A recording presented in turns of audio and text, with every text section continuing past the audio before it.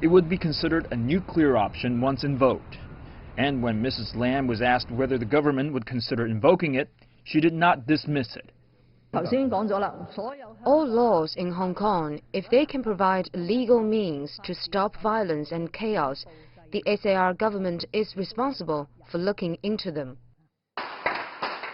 The Emergency Regulations Ordinance would give the chief executive the authority to ban ill-disposed media, impose curfews, and roll out anti-mask laws without the approval of the Legislative Council.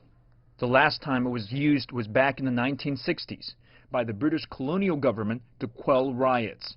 But many feel that given the chaos of the current situation, now is the time.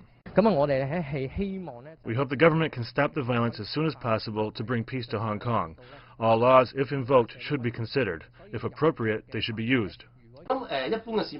Residents hope the central government or the government of Hong Kong can take a tougher stance to stop those who want to destroy society as soon as possible. Residents want to invoke the Emergency Regulations Ordinance as soon as possible so that our society can return to peace. The protests began in June and have spiraled into the worst unrest the city has seen in decades. Clashes between protesters and police have spread throughout the city, with many injured as the violence has escalated. It's also dragged down the economy.